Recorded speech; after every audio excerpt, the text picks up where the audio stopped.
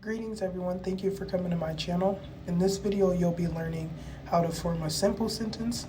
Well, you'll be learning what a simple sentence is and how to form a simple sentence. And sorry about my voice, I'm getting over a cold, so my voice sounds different than usual. But before I get started, I wanted to say a few things. The first thing is thank you guys for your love and support. Thank you for liking my videos, for sharing my videos, and for watching my videos in general. And the reason why I feel the need to thank you guys for watching my videos is because I realize you guys could be watching anyone else's videos, but you guys choose to watch mine, and I really appreciate that. Don't forget, you guys are always welcome to leave feedback, questions, comments, concerns, or compliments. And if you have any video recommendations, and what I mean by that is like if there's a topic that you want me to make a video about, feel free to let me know. The next thing I wanted to say is how are you guys doing and what are you guys thankful for? Every day I try to find something or some things to be thankful for. And today I'm thankful for food. Well, I'm thankful for food every day, but some days are better than others. I'm doing this thing where every week I try a new food or more than one food or snack or whatever.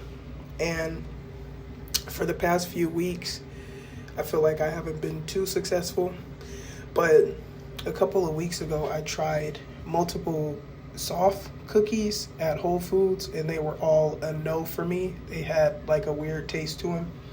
So I was like, let me take a break on the cookies for a while and go to something else. So a few days ago I tried these like fiery cheddar sticks and I liked how thick they were and I liked the texture, but I didn't really like the taste. So they were good enough to eat the whole bag, but I would never get them again. So today I tried these cheese sticks. They were like the hot sticks, but cheese sticks, and those were a no for me as well. The other thing I recently tried is these like mango jerky sticks, and I really like those. They're organic and they're literally just made out of organic mangoes. I don't know how they do it, but they're great, and I would say those have been the only thing that I've tried as of lately that I actually liked. So yeah, feel free to tell me how you're doing and what you're thankful for. In the meantime, let's get to the video. Okay, so what is a simple sentence? A simple sentence typically has a subject, a verb, and a complete thought. For starters, we'll make sure we know what subjects and verbs are. A subject is the person or thing that does the action. The subject comes before the verb. Our first example says, my finger is broke. Finger is the subject. Our second example says, he stole my purse. He is the subject. And our third example says, my son wants candy. And son, well, my son is the subject. Sometimes it's hard to identify the subject because the subject doesn't always appear to be doing the action. So just look for the word that's closest to the verb. For example, in the sentence, my finger is broke, one might ask, wait, how is finger the subject? It's not doing an action.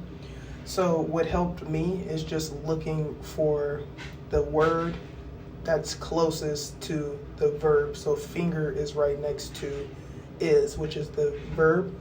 So that makes it the subject. Verbs express actions or states of being. And keep in mind there's all different types of verbs like auxiliary verbs, action verbs, modal verbs, etc. So you can also feel free to check out all of my videos on verbs because I pretty much cover all of the different types of verbs. Our first example says my hair is short. So is the verb. Our second example says, I like eating French toast for breakfast. So there's two verbs in this sentence, like and eating. Our third and final example says, I bought a new phone this morning, and bought is the verb. Forming a simple sentence with a subject and a verb. Our first example says, I walked to the store. So our subject is I and our verb is walked.